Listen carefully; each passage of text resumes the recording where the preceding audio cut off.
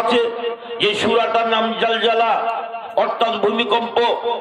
সারা বিশ্ব জুড়ে একদিন এমন একটা ভূমিকম্প হবে, সেই দিনটার কথা যখন মনে পড়বে, সেই দিনটা যখন দেখতে পাবেন আশ্চর্য হয়ে যাবেন।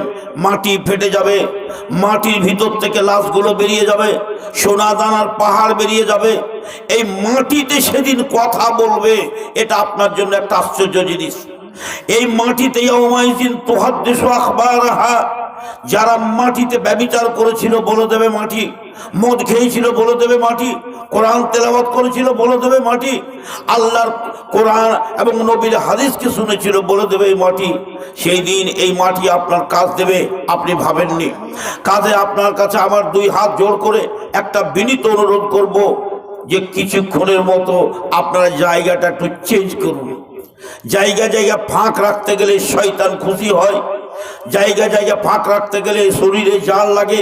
অত্যন্ত এমন কতগুলো কথা বলবো, যদি আপনাদের মনে লাগে মাত্র 12টা মিনিট আমার কথা শুনে আপনাদের মনে হয় থাকবেন, না হয় চলে যাবেন। কিন্তু 12টা মিনিটের জন্য আপনাকে বলবো, আমার মা বোন যে যেখানে আছেন জায়গা পরিবর্তন করে একবারে এমনভাবে গুছিয়ে বসুন যেন দুটা লোকের মধ্যে আধা তো ফাঁক না থাকে।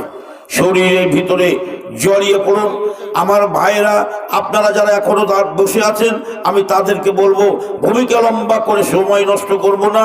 আপনাদের অত্যন্ত গুরুত্বপূর্ণ কয়েকটা কথা বলবো, আপনারা দয়া করে একটু বসে যান। আমি একটা কথা সর্বপ্রথমে বলি, আল্লাহ তুমি সাক্ষী থাকো। ঠিক আছে, আসুন। আপনাদেরকে আমি যেটা কথা বলছি, আপনাদের যে কথাটা বলছি, আমি আগে আল্লাহকে বলবো, তারপর আর মানুষের সাথে কথা বলবো। আল্লাহ তুমি সাক্ষী থাকো, তোমার বান্দাবান্দি যারা জায়গাটা পরিবর্তন করলো, আমার মতো একটা অধমের কথা শুনলো, আল্লাহ তোমার কোরআন এবং তোমার নবীর হাদিসকে শোনার জন্য আগ্রহী হয়ে যারা নিজের নিজের জায়গা ছেড়ে দিয়ে জমিয়ে বসলো, আল্লাহ তুমি সাক্ষী থাকিও। আল্লাহ আমাদের ইহকালের পরকালের গুনাহ খাতা মাফ করো। আল্লাহ যে কথাগুলো বলবো শুনে আমাদেরকে আমল করার তৌফিক দিও। হে আল্লাহ, আজকে আমরা আমনের সামনে যেমন বসে আছি, এইভাবে জান্নাতুল ফেরদাউসে বক্তা শ্রোতা আমাদেরকে জায়গা করে দিও। একবার পড়ুন আমিন। আচ্ছা, একটা কথা কি বলছেন আমার ভাই, শুনি। আলমগীর 2000 নগদ 8000 টাকা বাকি। আলহামদুলিল্লাহ, আমি আস্তে আস্তেই আলমগীর ভাই আমার, উনি 2000 নগদ 8000 বাকি। মমেদা বিবি, মমেদা আমার মার নাম, আমার ভাবি হলো 2000 টাকার বাকি, আর নগদ 3000 টাকা। মাশাআল্লাহ, ভাবি মমেদা আপনার হাতে দান হবে সুবহানাল্লাহ। উনি 5000 টাকা দিয়েছেন। একবার সবাই মিলে পড়ুন তো, আল্লাহ তুমি এই দানকে কবুল করো। পড়ুন আমি। আল্লাহ এই দুটা দান তোমার হাতে তুলে দিচ্ছি, আল্লাহ তুমি করুণাকে দূরে করো। সারা বিশ্বের মুসলমানকে নিয়ে যে ছিনিমিনি খেলা হচ্ছে, প্রত্যেকটা মানুষের জানের মালের ইজ্জতের হেফাজতে তুমি জারিয়া করে দাও। আল্লাহ আল্লাহ তুমি বলেছো, তোমার নবী বলেছেন, ইন্না সাদাকাতা, আহা সাদকার এমন একটা দাম যে বালা মুসিবত দূর হয়। আল্লাহ তুমি বয়স বৃদ্ধি করো। আল্লাহ এই মজলিসে তোমার বক্তা শ্রোতা যত আছি, আল্লাহ আমাদের ইহজীবনের গুনাহ খাতা মাফ করো। এই দানের বিনিময়ে আল্লাহ সারা বিশ্বের মানুষের জানের মালের ইজ্জতের তুমি হেফাজত করো। একবার সকলে পড়ুন আল্লাহুম্মা আমিন, আল্লাহুম্মা আমিন। আসুন ভাইজান, আমি যে কয়েকটা কথা বলতে চেয়েছিলাম, আমি সুন্দর করে একটা একটা করে কথাগুলো বলবো। আপনারা দয়া করে কথাগুলো বোঝার চেষ্টা করবেন, এবং যদি আমরা কোনো ভুলে থাকি তো ভুলটা পরিবর্তন করে নেবেন। 1 নাম্বার, আপনি কে? কথা শুনুন, আস্তে আস্তে কথা বলেন। আমার মা বোন চিৎকার করবে না, কথা শুনুন। আপনি কে? আপনার পরিচয় দিতে হবে। কথা বুঝছেন? কোরআন থেকে আমি প্রশ্ন করেছি, আপনি কে? কোরআন থেকে আপনি উত্তর দেন। মান আনতা, মান আনতে। একজন পুরুষ লোককে আমি জিজ্ঞেস করছি আপনি কে, একজন মহিলাকে জিজ্ঞেস করছি আপনি কে। আল্লাহর কোরআন উত্তর দিচ্ছে, ইয়া আইয়ুহাল্লাযীনা আমানু। শুনুন, আমরা মানুষকে একটা টাইটেল দিয়ে থাকি। আল্লাহ আপনাকে যেটা টাইটেল দিয়েছে, সেই টাইটেলটার নাম মুমিন। একবার পড়ুন আলহামদুলিল্লাহ। বুঝতে পারলেন না কথাটা? আল্লাহ নবী কতগুলো মানুষকে টাইটেল দিয়েছেন, বুঝবেন কথাটা শুনেলেন। আল্লাহ নবীর জামাই ছিলেন কে?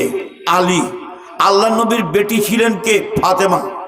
আলী আর আমার নবী কে হলো সম্পর্কে? আপন চাস্তো ভাই। আবার আলী কে হলেন? আপন চাস্তো ভাই। আলী কে হলেন আল্লাহ নবীর জামাই। বুঝতেছেন? কথাগুলো শুনেন, বুঝে যান। তবে চাস্তো ভাইয়ের বেটি, মামাইতো ভাইয়ের বেটি, খালাইতো ভাইয়ের বেটি, ফুফাইতো ভাইয়ের বেটিকে বিয়ে করতে পারে।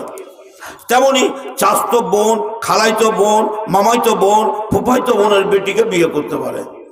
বুঝতে পেরেছেন?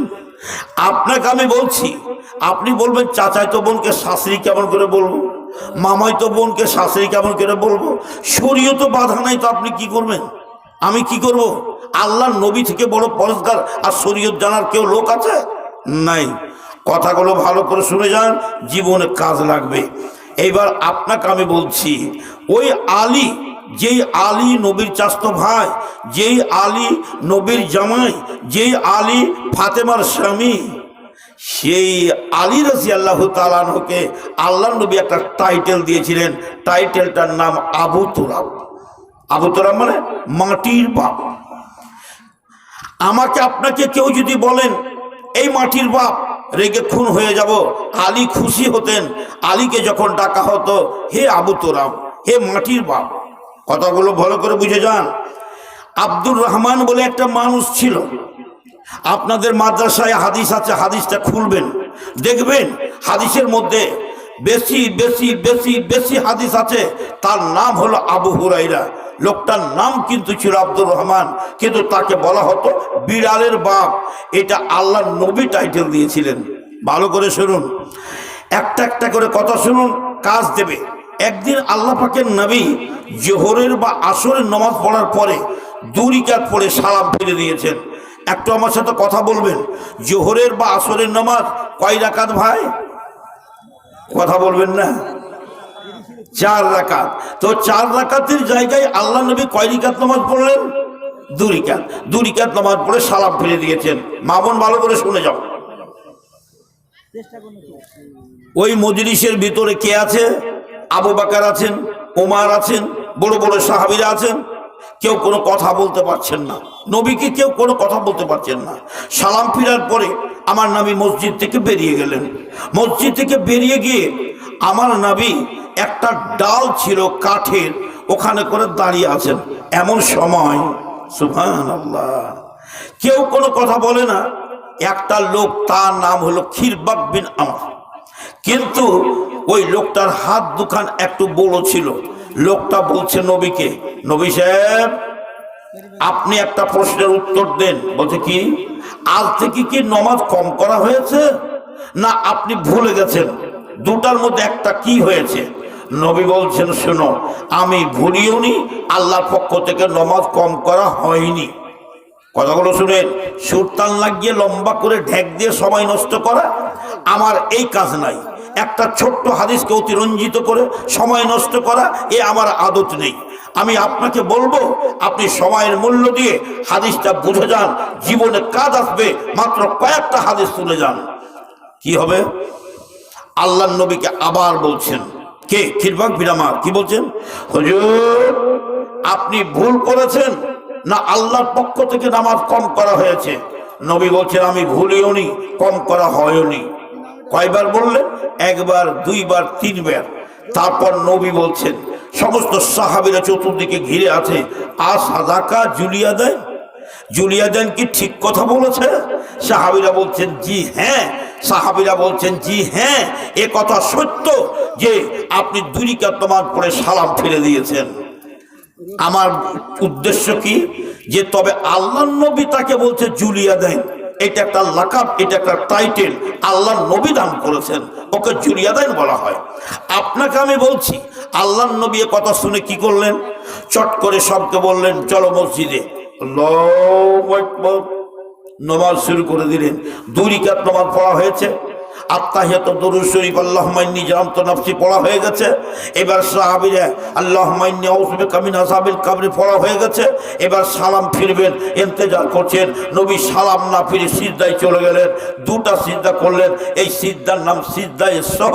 এটা করতে করতে গেলে আপনার নামাজ পূর্ণ হয়ে গেল। আপনাকে আমি জিজ্ঞেস করছি, নবীরও ভুল হয়েছে।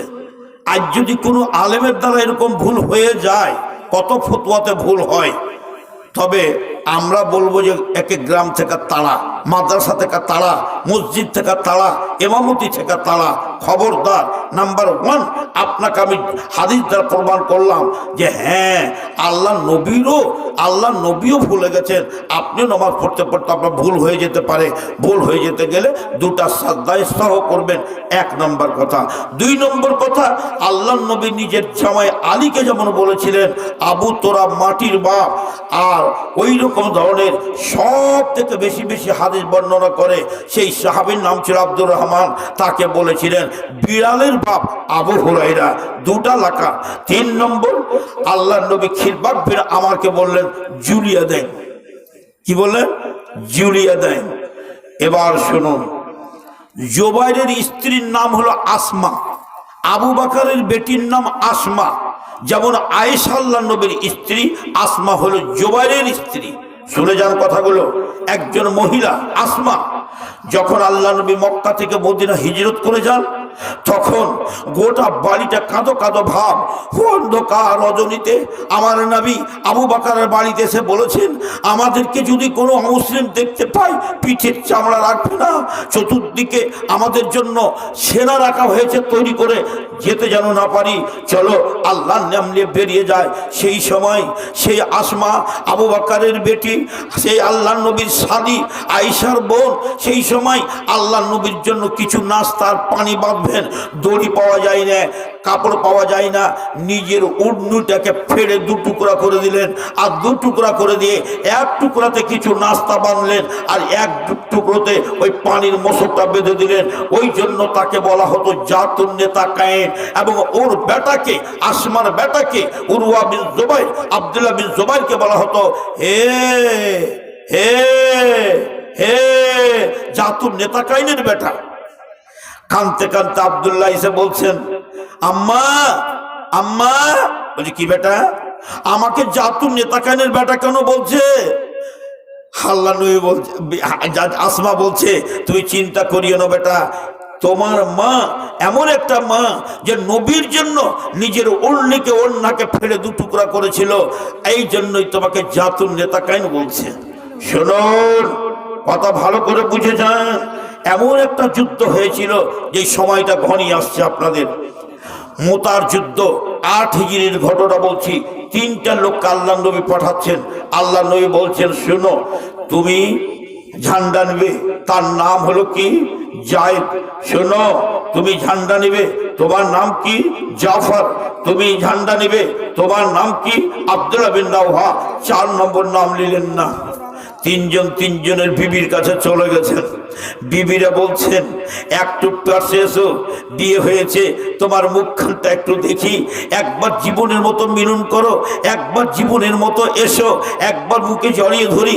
বলছে, বিবিরে, এই অবস্থায় যদি তোমাদের কাছে যাই, আল্লাহর নবী আমাদেরকে সেনাপতি করেছেন, হেড কমান্ডার করেছেন, আজকে যুদ্ধের সেনাপতি করেছেন। এখন তোমাদের কাছে যেতে গেলে তোমাদের মায়া মমতায় জড়িয়ে পড়বো। যেমন ঠান্ডায় ল্যাপের ভিতর থেকে বের হওয়া যায় না, স্ত্রীকে ছেড়ে দেওয়া যায় না, তেমনি তোমার মায়া মমতাতে এত জড়িয়ে পড়বো যে ভুলে যাব নবীর কথা।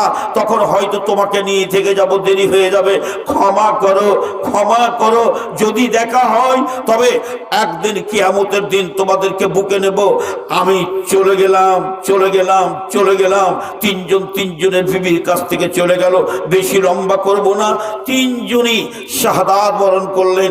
ইসলামী ঝান্ডা হাতে নিয়ে নিয়েছেন জাফর, হাতখানটা ডান হাতখানটা কেটে দিল, বাম হাতে ঝান্ডা নিলেন, বাম হাতখানকে কেটে দিল। এই বা ঝান্ডাটা যখন মাটিতে পড়ে গেল, মাটিতে উপুল হয়ে মুখের ভরে পড়ে সেই ঝান্ডা খানটাকে মুখে একেবারে দাঁতের সাথে ভালো করে ঝান্ডাটাকে চাবিয়ে মস্তকটাকে উত্তোলন করে ঊর্ধ্বমুখী করে নারায়ে তাকবীরের ধ্বনি যখন দিতে লাগলেন, কি কোন পাষাণ এসে এমন ভাবে মারল, গলাখানাও কেটে ফেলে দিল, ঝান্ডা মাটিতে পড়ে গেল, আর একজন ঝান্ডা তুলে দিল একটা একটা করে। কিন্তু সেই দিন জাফরের দুখানটা হাত ছুটে পড়ে গেছে। আল্লাহ কি বলছে? লা তাকতুলু লিমান ইউকতালু ফি সাবিলিল্লাহ।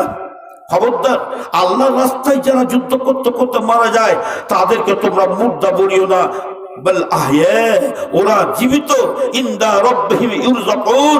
একটা হাদিস আছে, আল্লাহ ওদের রূহকে সবুজ পাখির ভিতরে দিয়ে দেবে, সবুজ পাখিগুলো জান্নাতের ভিতরে উড়ে বেড়াবে।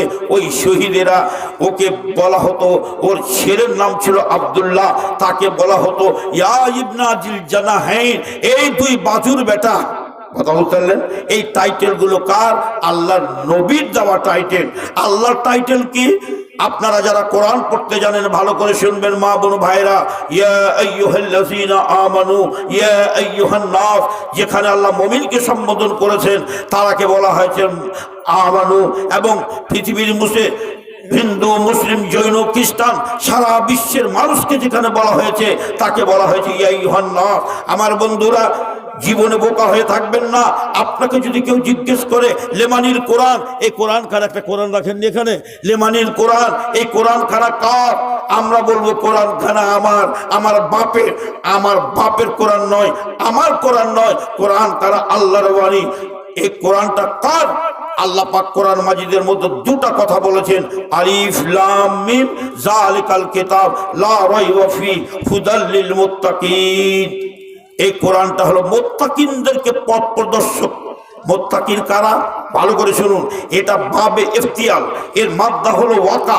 এই কথাটার মানে হলো যে আল্লাহ আল্লাহ রসুলের আদেশ নিষেধকে মানবে, আদেশকে মানবে, নিষেধকে বর্জন করবে, আদেশকে মেনে নিষেধকে বর্জন করে যারা নিজেকে জাহান্নামের আগুন থেকে বাঁচিয়ে নেবে তারাই হলো মুত্তাকিন। আর তাদেরকেই এই কিতাবটা পথ দেখাবে। তবে বুঝতে পারা গেল এই কিতাবটা হলো মুত্তাকিনদের জন্য।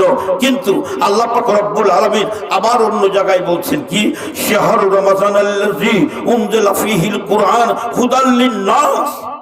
এই কোরআনটা হিন্দু, মুসলিম, জৈন, খ্রিস্টান সারা বিশ্বের জন্য এই কোরআন হেদায়েতকারী। বন্ধু, আপনাকে যদি জিজ্ঞেস করে লেমানিল কোরআন, বলুন কোরআনটা কার কিতাব? বলবেন কোরআনটা সারা বিশ্ব জাহানের মানুষের সকলেরই কিতাব। সকলকেই এই কোরআনকে মানতে হবে, সকলকেই এই কোরআনের প্ল্যাটফর্মে আসতে হবে, সকলকেই এই কোরআনের বিধিনিষেধ মানতে হবে।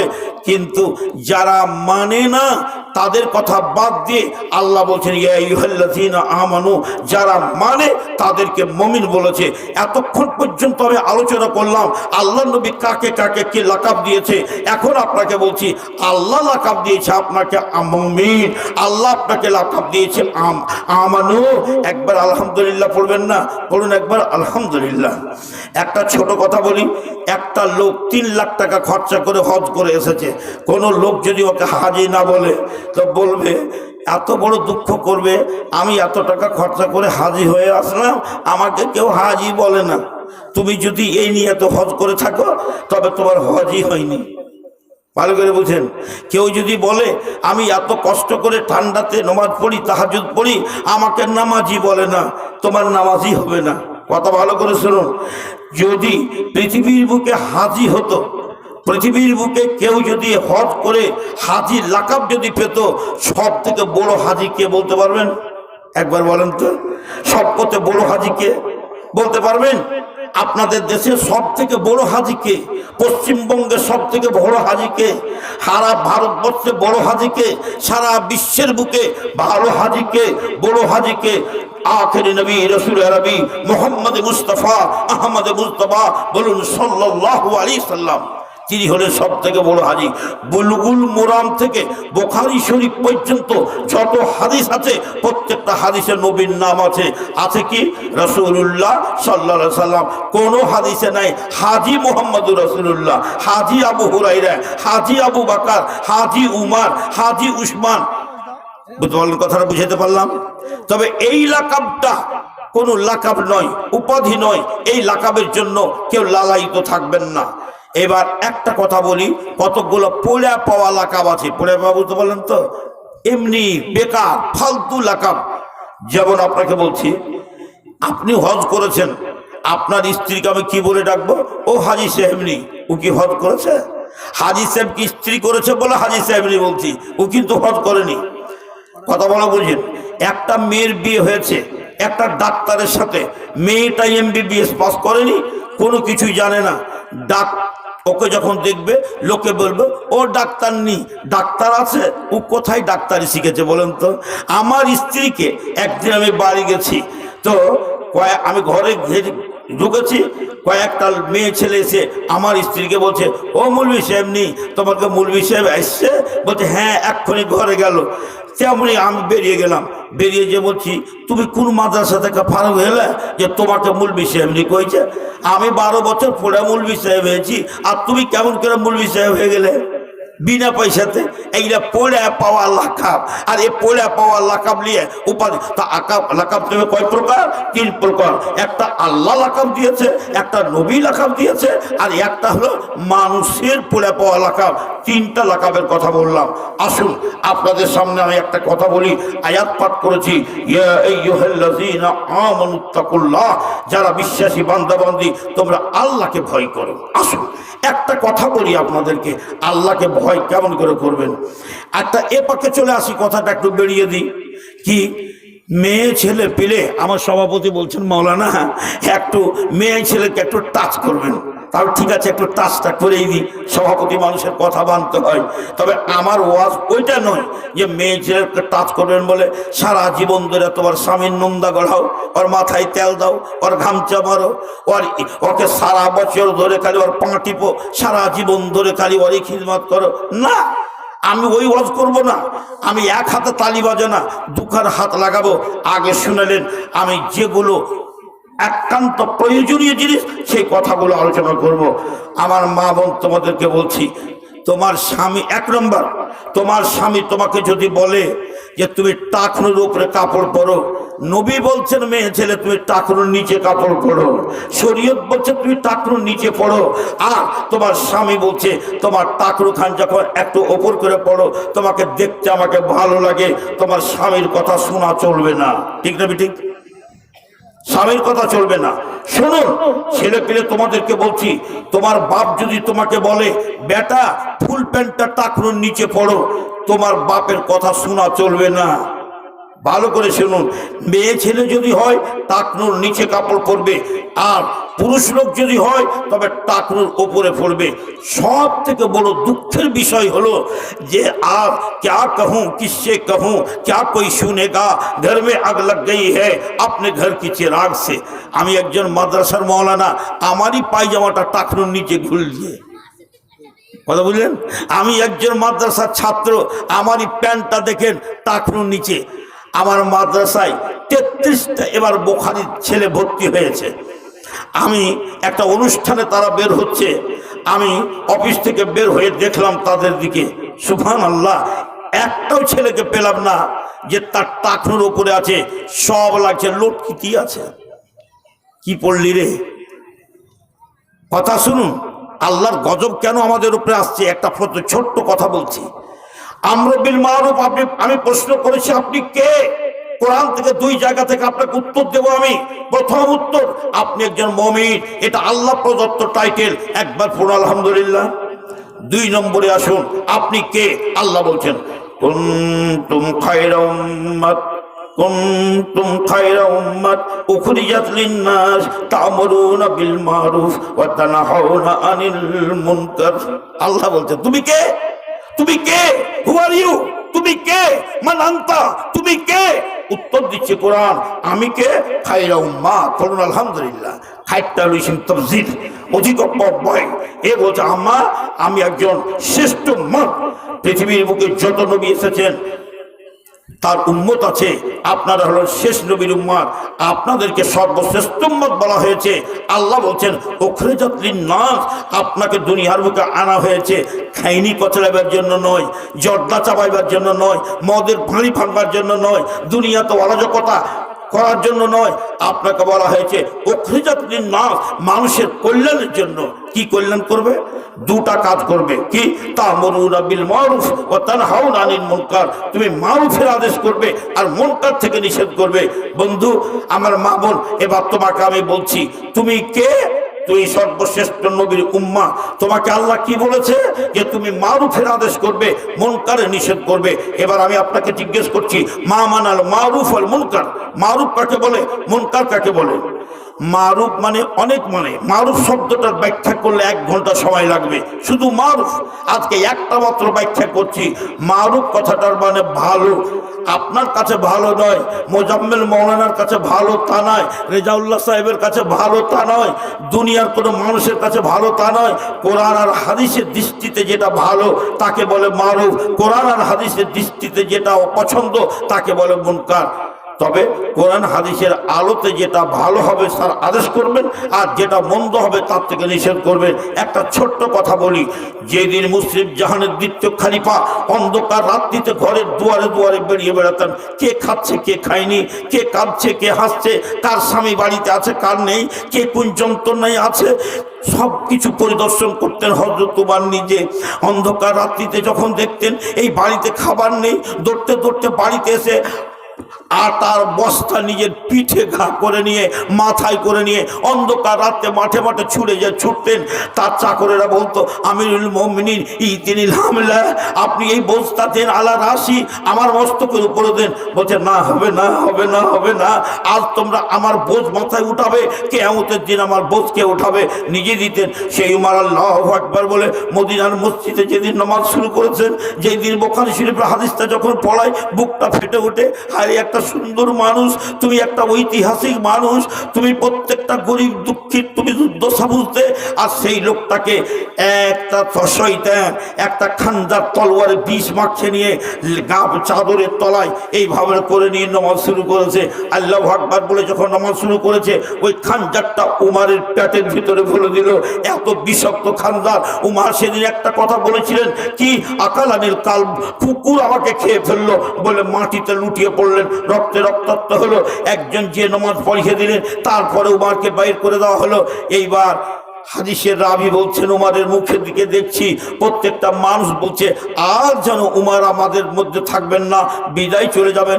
সেই দিন উমারের একটাই চিন্তা, আমার জানটা বেরিয়ে যেতে গেলে একটাই চিন্তা, আমার জীবনটা বেরিয়ে যেতে গেলে একটাই চিন্তা, আমাকে কোনখানে কোন মাটির তলায় রাখা হবে, কোনখানে আমার কবর হবে। আমার মা বোনেরা ভাইরা ভালো করে শুনুন, ইন্নাল কুল্লি শাখসিন খামসাতা বুয়ুত, আপনারা আমি বলে যায় একটা মানুষের 5টা বাড়ি। প্রথম বাড়ি বাবার পিঠে, দ্বিতীয় বাড়ি মায়ের পেটে, তৃতীয় বাড়ি দুনিয়ার কাঁচা পাকা বাড়ি, চতুর্থ বাড়ি হলো মাটির নিচে কবরের বাড়ি, 5 নম্বর বাড়ি হলো জান্নাত বা জাহান্নামের বাড়ি। হযরত তোমার চোখের পানিতে ভাসছেন, আমার 4 নম্বর বাড়িটা কোথায় হবে, এই মাটির ভিতরে কোন জায়গাটাতে আমার বাড়ি হবে, অর্থাৎ আমার কবর কোথায় হবে। এই চিন্তা নিয়ে বেটা আব্দুল্লাহকে বলছে, আব্দুল্লাহ নবীকে যেখানে কবর দিয়েছি পাশে আবু বকরের কবর আছে, তার পাশে একটি মাত্র জায়গা আছে, একটি মাত্র কবর হবে। বেটা তুমি আয়েশার কাছে যাও, আয়েশা হলো নবীর স্ত্রী, আয়েশা হলো আবু বকরের বেটি। তার মনের ধারণা এই জায়গাখানা আমি নিব, কিন্তু আমার ধারণা বেটা ওই জায়গাখানা আমি থাকবো। একটা মানুষ যদি নিয়াত করে আমি একটা ভালো মানুষের কাছে কবর নিব, নিতে পারে। একটা মানুষ যদি নিয়াত করে মসজিদের কাছে আবার কবর নিব, এটা শরীয়তে নেই।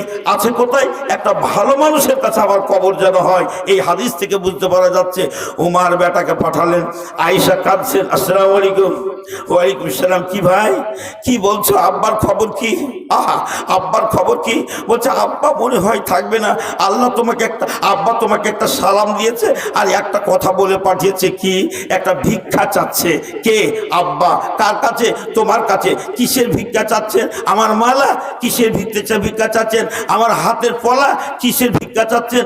কিছুই না, আল্লাহর নবীকে যেখানে কবর দেওয়া হয়েছে তার পাশে উমারের কবর আছে, তার পাশে একটু জায়গা আছে, ওই জায়গাখানে আব্বা বলছে আমি কবর নিব, আমার যে কবর হবে।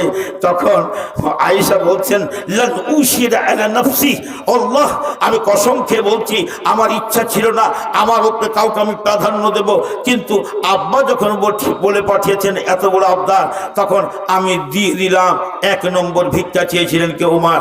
আপনি বলুন, অন্ধকার রাত্রিতে একবার বলুন, আপনি জীবনের ভিতরে একবার কল্পনা করেছেন আমার মরার পরে কোন জায়গাখানে আমার মাটি হবে? ওই মাটিখানটাকে একবার দেখেছেন? একবার দেখেছেন? মানুষ যখন মরে যায় গরম পানিতে গোসল দেয়, বিদায় কাপড়, শেষ বিদায় জানাজার গোসল দিয়ে সাদা কাফনের কাপড় বিদায় পোশাক পরিয়ে দিয়ে তাকে সামনে করে উত্তর দিকে মাথা, দক্ষিণ দিকে পা করে রাখা হয়। আমি 1 মিনিটের মধ্যে কটা হাদিস বলছে শুনে যান। মরলাই মাইয়াতটা যদি পুরুষ লোক হয় শুনেলেন, তবে ইমাম সাহেব তার মাথার সামনে দাঁড় হবে, আর মাইয়াতটা যদি মহিলা হয় তার কবরের সামনে দাঁড় হবে। আল্লাহু আকবার বলে 4টা তাকবীর দিকে সালাম হবে, 4টা লোক কবরে নিয়ে যাবে, উত্তর দিকে মাথা, দক্ষিণ দিকে পা করে, যখন ডাকবে পশ্চিম দিকে কাইট করে মুখটাকে রেখে দিয়া চিরজীবনের মতো একটা দোয়া পড়িয়ে রেখে দেবে, বিসমিল্লাহি ওয়া আলা মিল্লাতি রাসূলিল্লাহ। ভাইজান আপনাকে বলছি, ওই ঘরটা বলে আপনার কোনদিন চোখের 2 ফোঁটা পানি এসেছে? ওই ঘরে যারাকে দিয়েছেন তারা কি ফিরে এসেছে? আর ওই ঘরে যারা গেছে তারা কি কোনোদিন এসেছে? আপনি সেই ঘরে যাবেন বলে একদিন কি চোখের 2 ফোঁটা পানি ফেলেছেন? হায়, ওই ঘরে আমি একাই কেমন করে থাকবো? আল্লাহর ভয় যদি থাকতো আমি আয়াত পাঠ করেছি, ইয়া আইয়ুহাল্লাযীনা আমানুত্তাকুল্লাহ। তবে মদের ভাট্টিতে যেতাম না, চুরি করতে যেতাম না, ডাকাতি করতে যেতাম না, বেঈমানি করতে যেতাম না, বেটিকে সম্পত্তি দিব, বেটাকে দেব, এত বড় নির্লজ্জ কাজ করতাম না। আজকে আমাদের যদি এইরকম আল্লাহর ভয় থাকতো, পানি ঠান্ডা লাগতো না, ওযু করে পানি গরম করে গোসল করে নামাজের জন্য মসজিদে যেতাম। আর যদি আল্লাহর ভয় আমার আপনার মধ্যে থাকতো, সুদ খেতাম না, জেনা করতাম না, ব্যভিচার করতাম না, আল্লাহর ভয় যদি আজ আমাদের মধ্যে থাকতো, তবে আমরা আল্লাহকে ভয় করতাম। আমার সোনামণি মায়েরা, বোনেরা, এবার প্রত্যেককে 5টা বাড়ির কথা শুনলেন, 5টা লাকাবের কথা শুনলেন। এইবার আপনারা আমি একটা কথা বলবো, কথাটা ভালো করে শুনেন। আপনি কে? আমি প্রশ্ন করেছি, মান আনতা, আপনি কে? তখন আপনি বলছেন আমি হলাম মুমিন।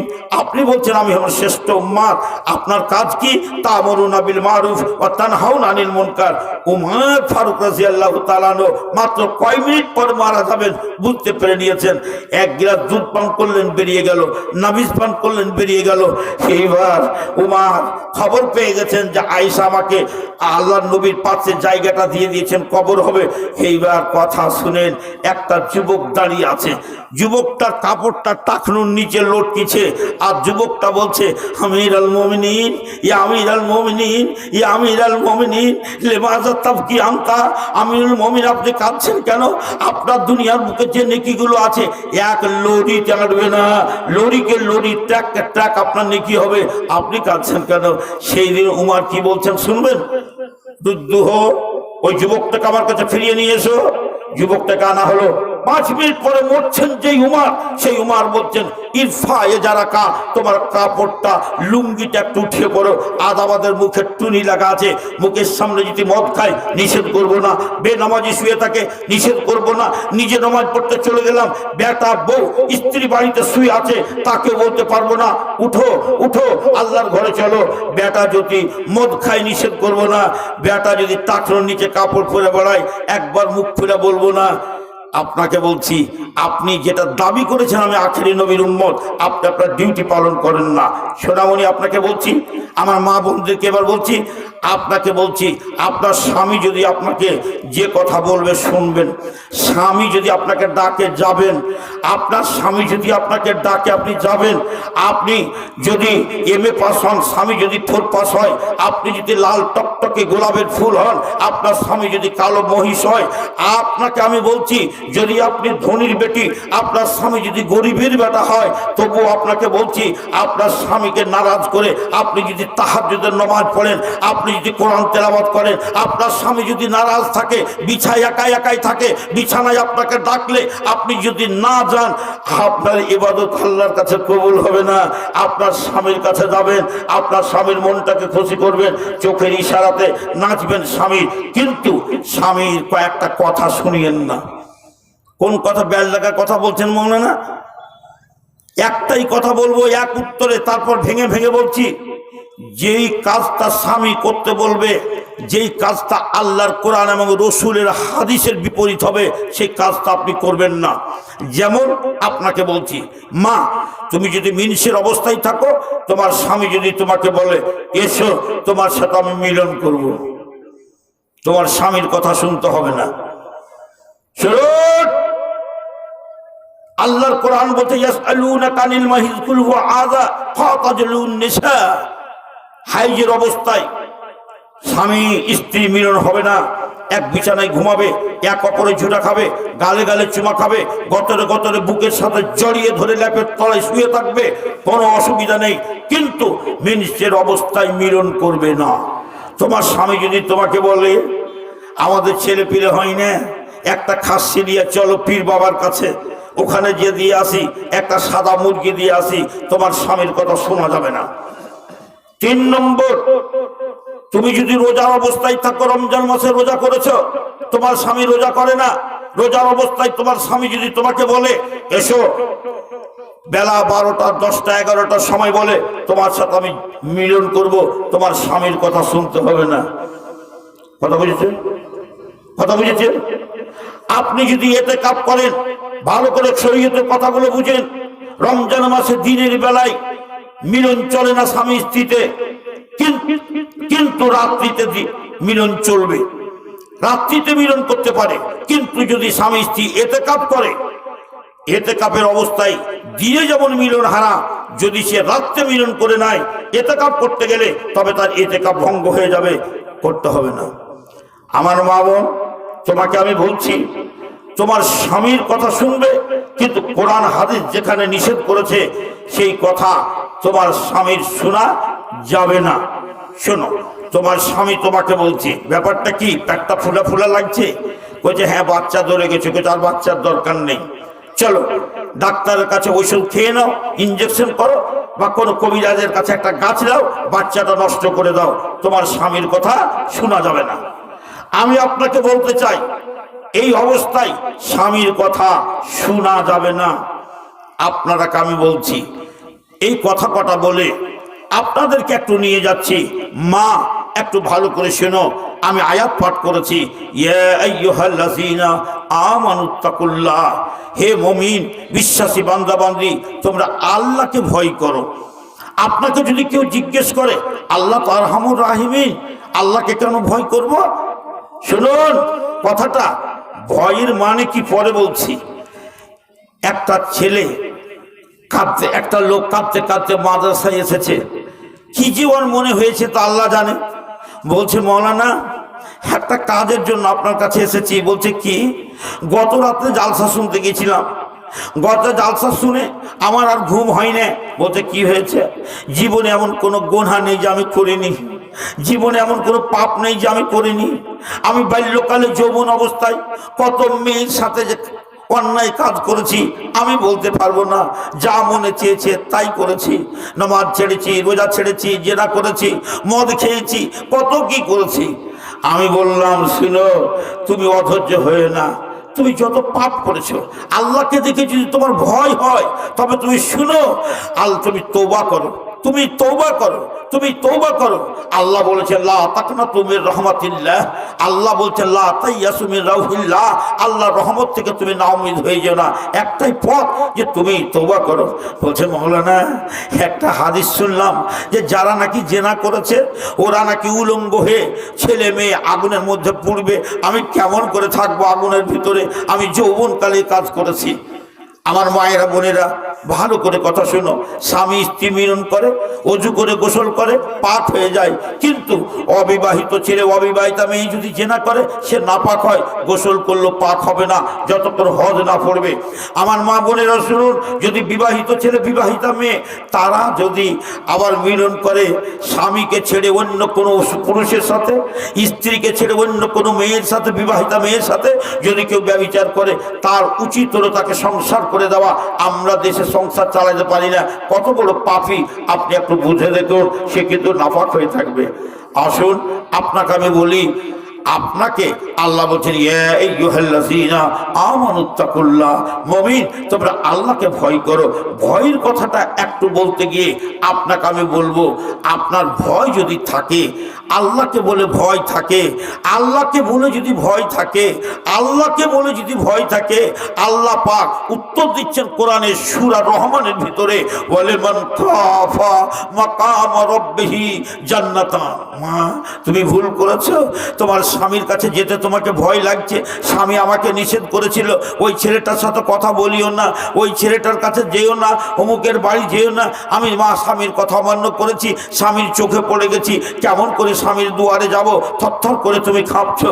একবার আল্লাহ তোমাকে যে কাজগুলো নিষেধ করেছে সে কাজগুলো করেছো, তুমি ভুল করে দিয়েছো। ওয়ালিমান খাফা মাকাম রাব্বিহি, এইবার তোমার মনে ভয় লাগছে, আল্লাহ তোমার দরবারে কেমন করে যাব আল্লাহ? তবে আল্লাহ বলছেন তোমার জন্য দুইখানা জান্নাত তৈরি করা আছে। অতএব ব্ল্যাকবোর্ড দেখেছেন, ব্ল্যাকবোর্ডে অনেক কিছু লেখা থাকে, ডাস্টার দিয়ে ওই মুছতে গেলে সমস্ত কিছু মুছে যায়। আপনাকে বলছি আপনি তওবা করুন। একটা ছোট্ট করে কথা বলি, এক ছেলেকে তার মা অসহ্য বেদনায় ছেলেকে বলছে তোর মুখে ঝাঁটার বাড়ি, তুই আমার চোখ থেকে আড়াল হয়ে যা।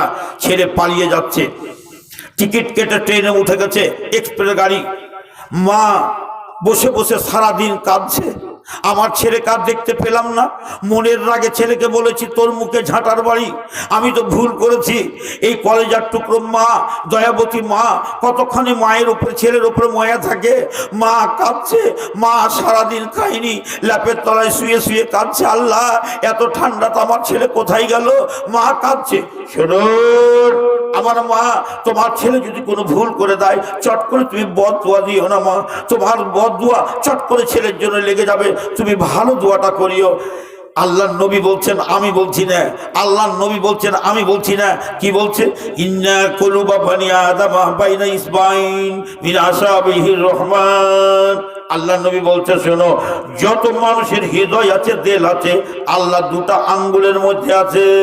ছোট্ট ছেলে মেয়েরা ফিরকিকে যেমন ইচ্ছা তেমন যেমন ডানে বামে ঘোরাতে পারে। আল্লাহ পাক রব্বুল আলামিন প্রত্যেকটা মানুষের অন্তরকে, কালকে, দিলকে, হৃদয়কে আল্লাহ নিজের দুই আঙ্গুলের ভিতরে রেখেছে। আল্লাহ যখন ইচ্ছা সেই দিকে ফিরিয়ে দিতে পারে। এতক্ষণ পর্যন্ত ছেলেটা টিকিট কেটে পালাচ্ছে, আর হঠাৎ করে ট্রেন যখন ছুটছে ছেলেটার মনের মধ্যে জেগে গেল, হায়রে আমি যে চলে যাব, আমার মা আমার জন্য কত কাঁদবে। যেই মা আমার স্কুল থেকে আসতে দেরি হতে গেলে কত কেঁদেছে, চোখ মুছে মুছে আমার মুখ লেগেছে আর বলেছে বেটা দেরি কেন হলো, আমি যে মায়ের কাছে যাব না, আমার মা কত কষ্ট পাবে। ব্যাগটা নিয়ে ছেলে ট্রেন থেকে পড়ে গেল। পড়ুন আলহামদুলিল্লাহ। নদীতে সাঁতার কেটে ঠান্ডা রজনীতে ঠান্ডা পানিতে ভিজে মা দুয়ারের কাছে এসে বলছে আম্মা আম্মা আম্মা আম্মা। মা ভাবছে ল্যাপের তলা থেকে কে ডাকছে আমাকে রে। চট করে ল্যাপখানটা ফেলে দিয়ে আর দাঁড়িয়ে দরজা খুলে দিয়ে বলছে কি আমার কলেজার টুকরো, কি বলছো? বলছে আম্মা আমি ভুল করেছি, কান ধরছি মা, আর তোমাকে কষ্ট দেব না মা, আর কোনো কথা বলবো না মা, তুমি আমাকে আর বদদুয়া দিও না মা। মা বুকের সাথে ছেলেকে জড়িয়ে ধরছে, ওরে আমার সোনা রে, আর আমার সোনাকে আমি মাফ করে দিলাম, আল্লাহ তুমি আমার সোনাকে মাফ করে দিও। শুনুন এই মায়ের দয়া কতখানি, আল্লাহর দয়া কতখানি। একটা বুখারী শরীফের হাদিস শুনুন। একটা বড় আপেল আছে, এত বড় আপেলটাকে ভেঙে 100 ভাগ করলেন। আল্লাহর নবী বলছেন 99টা ভাগ আল্লাহ নিজের কাছে রেখে নিলেন, আর একটা ভাগ শুধু মানুষের মধ্যে বন্টন করে দিলেন। একটা ছেলে একটা মেয়েকে দেখছে, কত মায়া মহব্বত, স্বামী স্ত্রী, প্রেম প্রেমিকাতে, প্রেমিক প্রেমিকাতে কত মহব্বত, একটা জীব আর একটা জীবের উপরে কত মহব্বত, একটা মানুষের আর একটা মানুষের সাথে কত মহব্বত। আল্লাহ একটা মহব্বত সারা বিশ্ব মাখলুকের ভিতরে ভাগ করে দিয়েছেন। 99টা ভাগ আল্লাহর কাছে আছে। আপনি 3 বার যদি আম্মা আম্মা করে ডাকতে গেলে, আপনার মা যদি সমস্ত দুঃখ গ্লানি দূর হয়ে যায়, আপনি আসুন। রাত 3টা যখন বাজবে, আপনি রাত 3টার ঘন্টা যখন বেজে যাবে, আপনি উঠে যান, মিসওয়াক করে 2 রাকাত নামাজ পড়েন, আল্লাহু আকবার।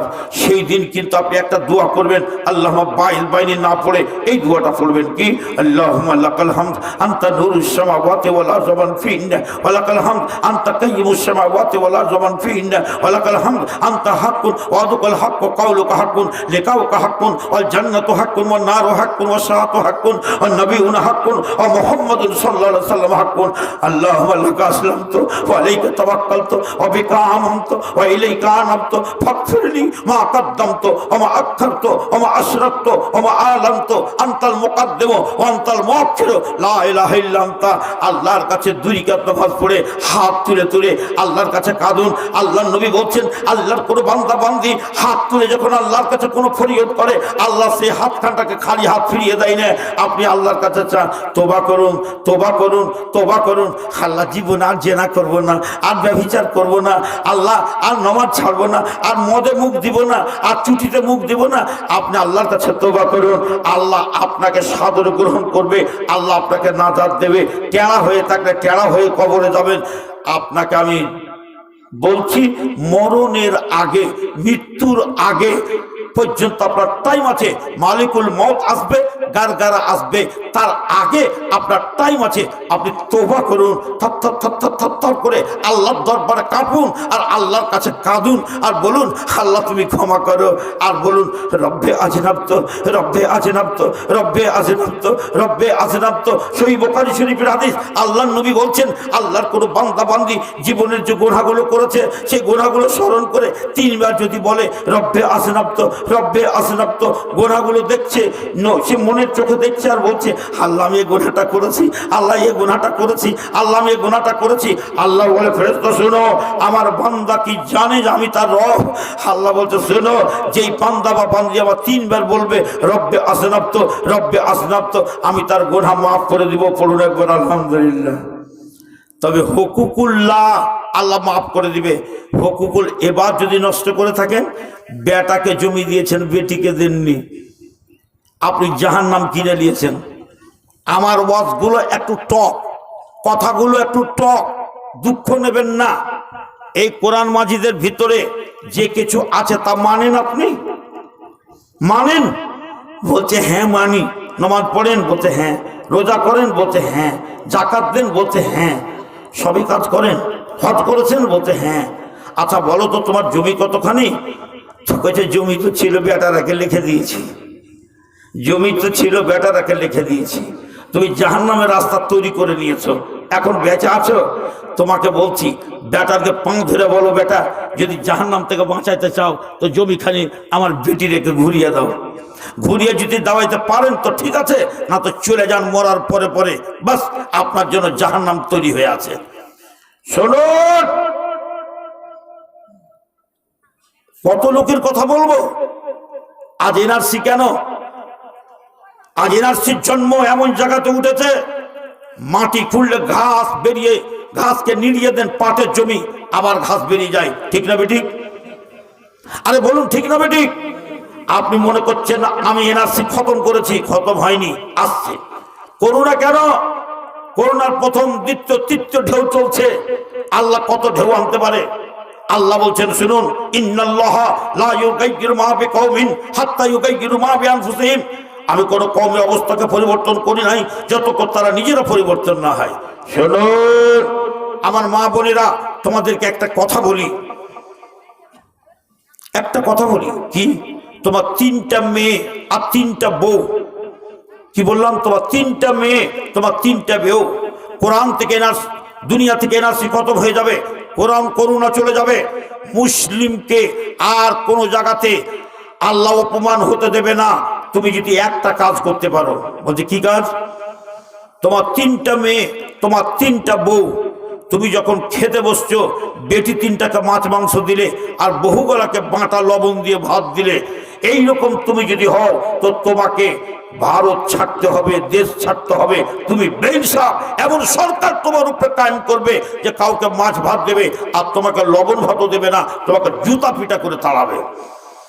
তুমি যদি বলো আমি বাঁচবো, আল্লাহ বলছেন ইন্নাল্লাহ লা ইউগাইয়িরু মা বিকওমিন হাত্তা ইউগাইয়িরু মা বিআনফুসিহিম। তবে তুমি বেটিকে যা দিবে, তুমি বউগুলোকে তা দিবে। এইরকম তোমার ভালোবাসা যদি তোমার ভিতরে থাকে, এইরকম শাস্ত্রী যদি তুমি হতে পারো, বাস তুমি শান্তিতে থাকবে। নাম্বার 2, আপনাকে বলছি, আপনার 3টা ছেলে 3টা মেয়ে, ছেলেরাকে জমি দিবেন, মেয়েরাকে দেবেন না। আপনি নেংটি কষেন, আপনি কোন মনে পালাবেন, আপনাকে দেশ থেকে তাড়ানো হবে। মরতে গেলে আপনার বাঁচার নেই, আপনার জন্য জাহান্নাম দাউ দাউ করে জ্বলছে। আপনি রমজান মাসে 3বার কোরআন খতম করেছেন, একবার খুলে দেখেছেন? আপনার যদি একটা মেয়ে থাকে, আপনার সম্পত্তির অর্ধেক পাবে, অর্ধেকটা আপনার ভাই বা ভাতিজারা পাবে। বলছে আমি ওরাকে দিব আমার জমি, শর্ট করে সব টোটাল জমি খালি বেটির নামে রেজিস্ট্রি করে চলে এলো, চলে যাও জাহান্নাম। কোরআন বলেছে তোমার ভাই ভাতিজা পাবে, শরীয়ত বলছে তোমার ভাই ভাতিজা পাবে আধখানি, তুমি বেটিকে দিয়ে দিলে। শোনো, আপনার সম্পত্তি যদি 2টা বা 2টা 3টা 4টা 5টা 7টা বেটি থাকে, আপনার সম্পত্তি 2-এর 3 ভাগের 2 ভাগ আপনার কন্যারা পাবে, 1/3 1/3 আপনার ভাই ভাতিজা পাবে। যদি আপনি দিয়ে দেন সবটি মেয়েকে, তবে আপনি জাহান্নামের রাস্তা ধরুন। আপনার যদি একটা বেটা একটা বেটি থাকে, ফালিস যাকার মিসলু হাজ্জিল উনসায়াইন, তবে আপনার বেটা পাবে ডবল, বেটি পাবে অর্ধেক। 3 বিঘা জমির ভিতরে 2 বিঘা বেটা 1 বিঘা বেটি থাকবে, ডিহি বাড়িরও ভাগ বেটি পাবে। মোজাম্মেল বলছে বেটির ভাগ মেয়েরা পাবে। কারো বাবার দাঁত যদি থাকে বলতে পারে যে বেটিরা ডিহির ভাগ পাবে না, আমি বলছি বেটিরাও ডিহির ভাগ পাবে। আপনি তো বেঈমানি করে চলে যান, আপনি তৈরি হয়ে থাকেন, নেংটি মেরে থাকেন, আপনাকে যেতে হবে কোথায়? আপনি কোরআন মানলেন না, আপনি কোরআন মানবেন না, আপনি কোথায় যাবেন? কোরআনকে মানেন আপনি? বলছে হ্যাঁ। শুনুন, আপনি ভুল করেছেন। যারা ভুল করেননি খুব ভালো, যারা ভুল করেছেন, চরম ভুল করেছেন, আল্লাহর কাছে তওবা করুন। আর হুকুকুল ইবাদ, কারো চুরি করেছেন, ডাকাতি করেছেন, তার কাছে ক্ষমা নেন, তাকে দিয়ে দেন। আল্লাহর কাছে যখন তওবা করবেন কেমন করে? শুনুন, একটা কথা বলছি আপনারাকে, আল্লাহর কাছে যখন তওবা করবেন কেমন করে? একটা লোক জীবনে খুব গুনাহ করেছে, অন্ধকার রাত্রিতে ঘরের ভিতরে স্ত্রীকে রেখে দিয়ে একেবারে কবরের কাছে চলে গেছে, যে কাঁদছে, কি বলছে?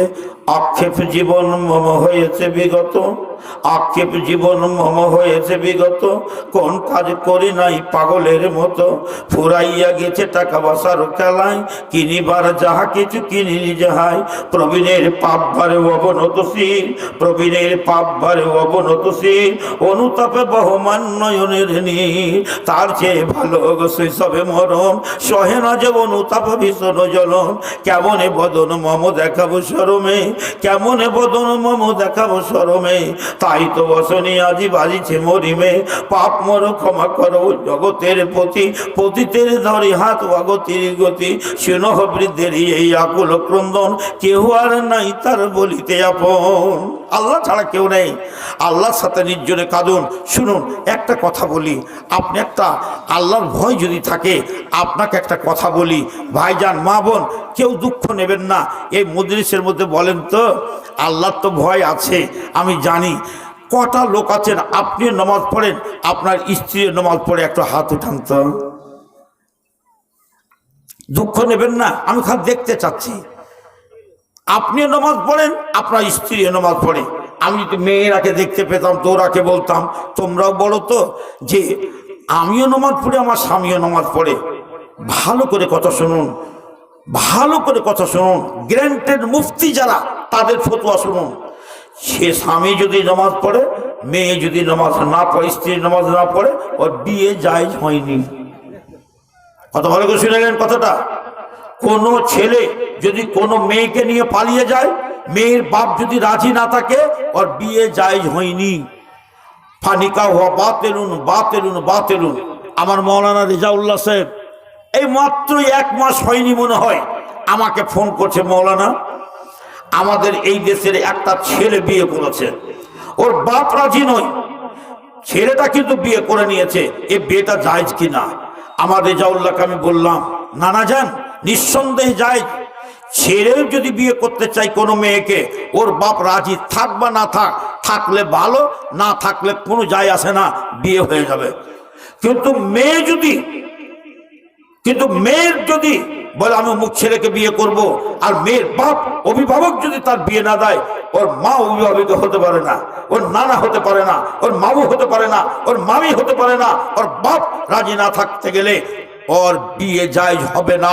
ফানিকা হওয়া বাতিলুন বাতিলুন বাতিলুন। কয়টা কথা বললাম? 2টা কথা। 1 নম্বর কথা, আপনি নামাজ পড়েন, আপনার স্ত্রী নামাজ পড়ে না, বিয়ে জায়েজ হয়নি। আপনার স্ত্রী নামাজ পড়ে, আপনি নামাজ পড়েন না, বিয়ে জায়েজ হয়নি। আবার বিয়ে করেন, নামাজ ধরেন আর বিয়ে করেন। আপনাকে আমি বলছি, আপনি কথাটা ভালো করে শুনে নেন, জীবনের মতো মনে করেন আপনি কোন মেয়েকে নিয়ে পালিয়ে গেছেন, মেয়ের বাপ রাজি ছিল না, আপনার বিয়ে হয়নি, আবার আপনি নতুন করে বিয়ে করেন, আবার আপনি নতুন করে বিয়ে করেন, যেখানে আল্লাহ নবী 3বার বলেছে পানিকা হওয়া বাতেলুন বাতেলুন বাতেলুন। আপনাকে আমি বলছি, একবারে কথাটা খুব সুন্দর করে শুনেলেন। আল্লাহ কোরআন পাকের ভিতরে বলছে, আল্লাহ যদি ভয় থাকে তবে আপনি দেখবেন কি, ইয়া আইয়ুহাল্লাযীনা আমানুত্তাকুল্লাহ হাক্কা তুকাতিহি, ইয়া আইয়ুহাল্লাযীনা আমানুত্তাকুল্লাহ ওয়াল তানজুর নাফসুম মা কাদ্দামাত লিগাদ ওয়াত্তাকুল্লাহা ইন্নাল্লাহা খাবীরুম বিমা তা'মালুন। আসেন, কোনো একটা কাজ যখন করবেন, স্বামী স্ত্রী ভাই বোন বেটা বেটি সবকে নিয়ে আলোচনা করে একটা কাজ করবেন, এটা খুব ভালো কাজ। পার্টির নেতা যখন কোনো কাজ করে, পার্টির সমস্ত লোককে নিয়ে বুঝে সুঝে কাজ করে, আপনি বুঝে সুঝে করবেন। কিন্তু এমন একটা আয়াত আপনাদের সামনে আজকে আমি তেলাওয়াত করেছি, কাউকে বুঝাইতে হবে না, কাউকে বুঝাইতে হবে না, বাপ বেটা স্বামী স্ত্রী কাউকে বুঝাইতে হবে না, একাই ঘরের দরজা বন্ধ করে দেন, অন্ধকার রাত্রিতে ঘরতে স্ত্রীকে রেখে দিয়ে চলে যান, কবরের পাশে মাঠে চলে যান, আর যে আকাশের দিকে তাকান, আর আকাশের দিকে তাকিয়ে তাকিয়ে আপনি একটা হিসাব করেন, কি গাদ মানে আগামীকাল, গাদ মানে আগামীকাল, গাদ মানে বাউতাল বাদাল মউত।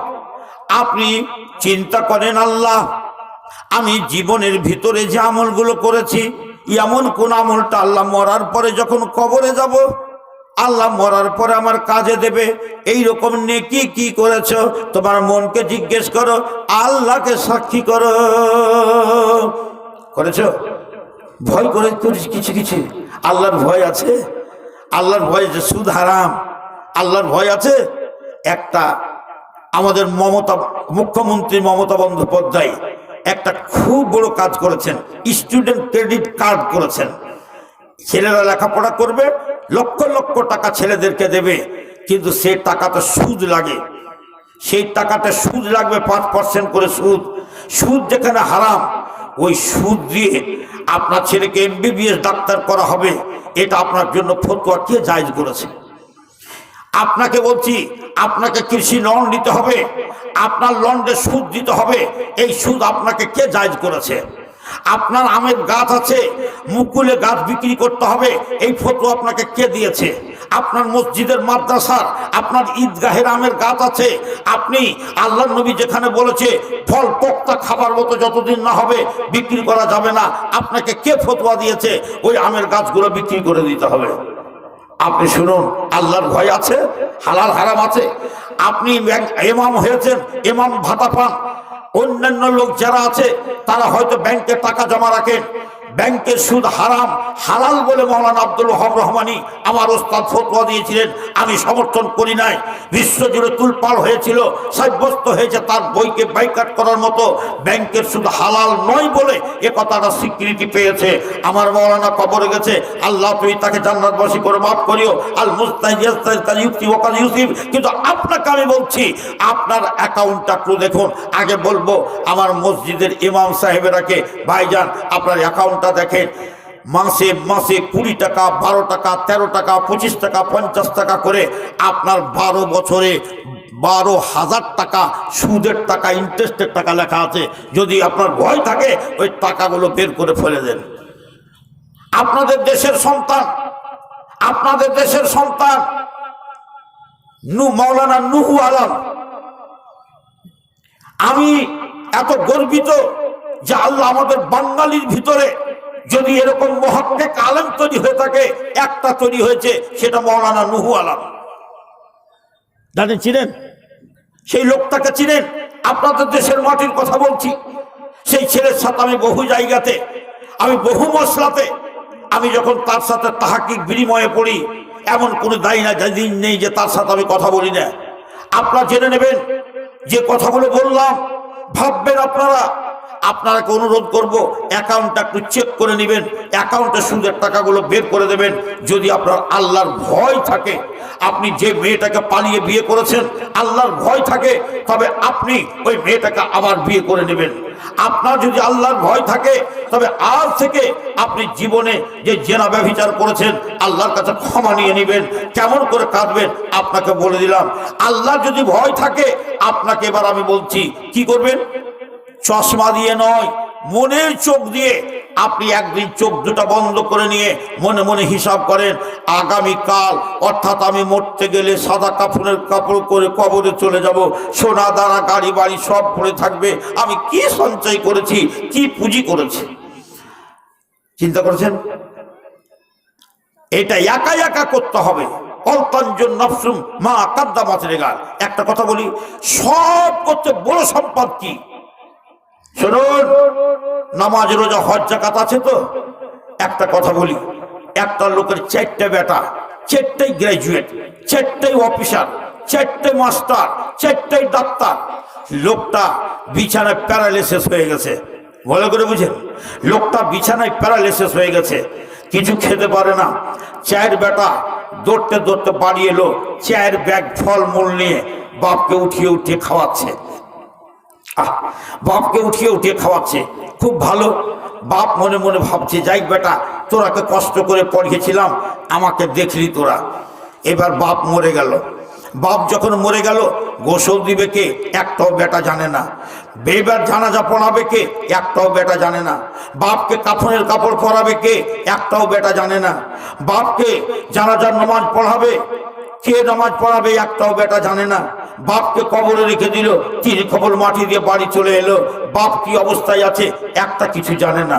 আল্লাহর নবী বলছেন, হাদিসটা খোদার কসম খেয়ে বলতে শুনে যাবেন, আল্লাহর নবী বলছেন, সূরা হাদিস আপনাদের, এজা মাতা ইবনু আদমা ইনকাতা আনহু আমালহু ইল্লা মিন সালাসাতিন সাদাকাতিন জারিয়া আও ইলমিন ইনতাফাউ বিহি আও ওয়ালাদিন সালিহিন ইয়াদুলাহু। 3টা লোক, আপনি যখন মরে যাবেন খাতাটা বন্ধ হয়ে গেল।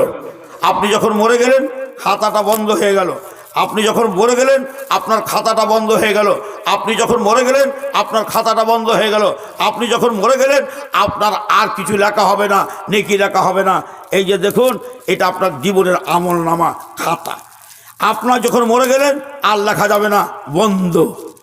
একটা নেকি কমে গেছে, একটা নেকি কমে গেছে।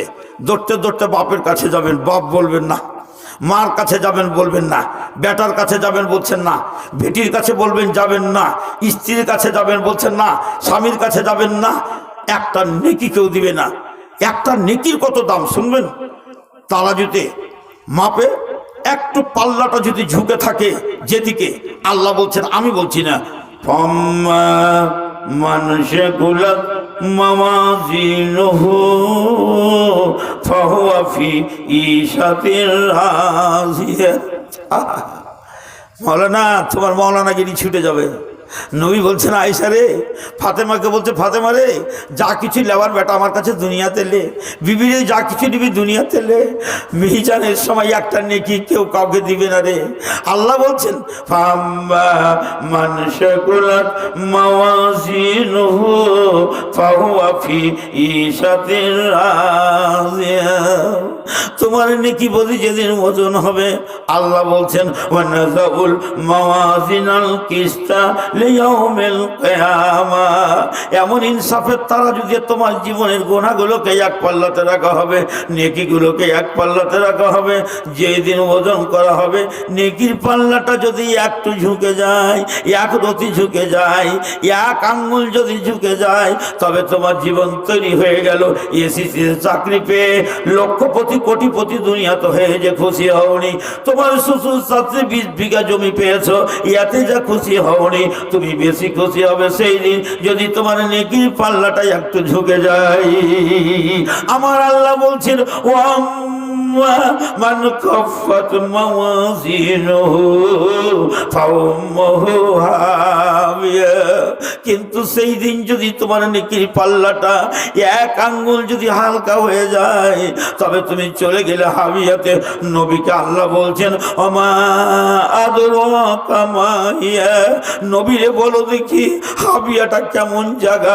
নবী চপ করে শুনছেন, আল্লাহ জিবরিল দ্বারা বলে পাঠাচ্ছেন সেই হাবিয়াটা কেমন জায়গা।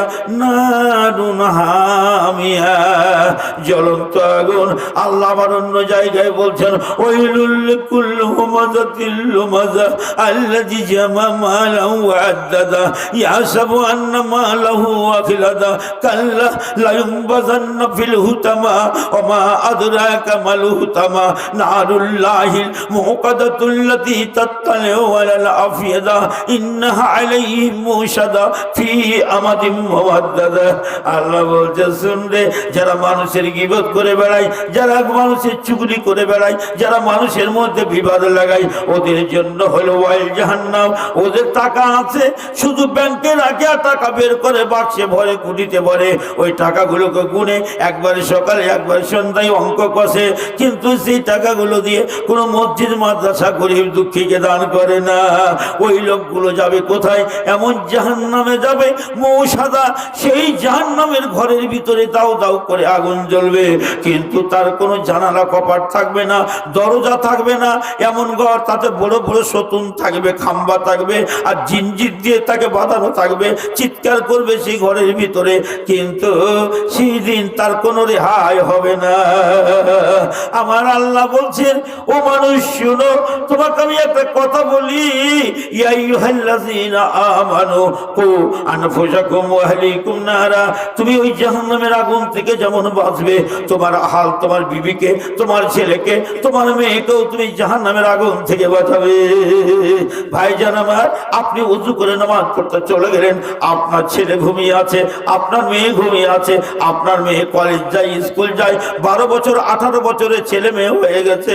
ওই মেয়েটা নামাজ পড়লো কিনা আপনি খবর রাখলেন না, ছেলেটা নামাজ পড়লো কিনা খবর রাখলেন না। আপনি শুধু তাহাজ্জুদের নামাজ রাত 3টাতে গেলেন আর বেলা 7টার সময় বাড়িতে আসলেন, চোখ মুছতে মুছতে চোখে খট্টি পড়ে গেছে, সিজদার সজ্জা পড়ে গেছে, তাগ পড়ে গেছে, কিন্তু কোনোদিন বিবিকে, কোনোদিন ছেলে মেয়েকে নামাজ পড়তে বললেন না। শুনুন আমার কথা শুনুন, একটা ছোট্ট কথা বলবো, দুঃখ নেবেন না বন্ধু। বলতে কি বলছে, মাওলানা সাহেব একটা কথা বলেন তো। বলছে কি? আমি নিজে ইবাদত করি, আল্লাহর কাছে মুক্তি পাবো নাকি? আমি বলছি পাবেন কি না, একটা ঘটনা বলি ভাইজান, দুঃখের কথা বলি। আমি একটা গরুর রাখাল ছিলাম, অভিজ্ঞতার কথা বলছি। গরু চড়াইছি, গরু চড়াইতে চড়াইতে একদিন জাম পাড়তে গেছি, বুঝতে পারছেন তো? জাম পাড়তে গেছি, 4-5টা রাখাল, আর গরুটি ধানে যে ঢুকে গেছে। ধানের জমি আলা আসছে, আমি সব কত বড় রাখাল। এইবার কিন্তু আমরা দৌড়তে দৌড়তে ধান থেকে গরু বের করছি, আর ধান জমিওয়ালা এসে লাঠি কানটা আমার হাত থেকে কেড়ে নিল, লাগলো সাপাইতে আমাকে, এমন করে পিছাতে লাড়ি মারতে লাগলো। লোকটাকে এখনো যদি দেখি তো আমার এক কোনো কালে ভিতরে আজরাইলের মতো ভয় লাগে, ওকে দেখেই খালি ভয় লাগবে। ওরও মনে পড়ে যাবে এই মুলবিটে আমার গরুতে ধান খাওয়াছিল, আর হানম পড়ে যাবে আমি জাম পাড়তে যে আমার গরুকে ধান খাওয়াচ্ছিল। একে মারার পরে আমার পিঠ লাগছে আর মনে মনে ভাবছি লেমাজা যারা বানি, লেমাজা যারা বানি, লেমাজা যারা বানি। আরে গরু তো ধান খেলো, তো আমাকে কেনে মারলো? আপনারা বলেন তো এটা কি ঠিক করেছে? আপনি বলবেন ঠিক করেনি, গরুতে ধান খেয়েছে, গরুকে মারত। কিন্তু একটা লোক যদি এ কথা বলেন, 99টা লোক বলবে তুমি মুলবি হলে কি হবে? ঠিক করেছে, তুমি যে গরুর রাখা। আল্লাহ বলছেন আলা কুল্লুকুম রাইন, আল্লাহ নবী বলছেন আলা কুল্লুকুম রাইন ওয়া কুল্লুকুম মাসউলুন আন রাইয়াতিহি। তুমি হইলে রাখাল, তোমার স্ত্রীর রাখাল তুমি, তোমার বেটির রাখাল তুমি, তোমার বেটার রাখাল তুমি, তোমার পোতার রাখাল তুমি, তোমার পতির রাখাল তুমি। ওরা যে নামাজ পড়েনি, তুমি কেন নামাজ পড়তে বলোনি? ওরা যে মদ খেয়েছিল, কেন নিষেধ করনি? ওরা যে শরীয়ত মানত না, কেন নিষেধ করনি? রাখালি করেছো, তবে রাখালকে পিটবে না, পিটবে না। বুঝতে পেরেছেন কথাটা? বুঝতে পারলেন? আলা আরবিতে 3টা শব্দ আছে, আলা, আমা, হা। একে বলে হুরুফে তানবি।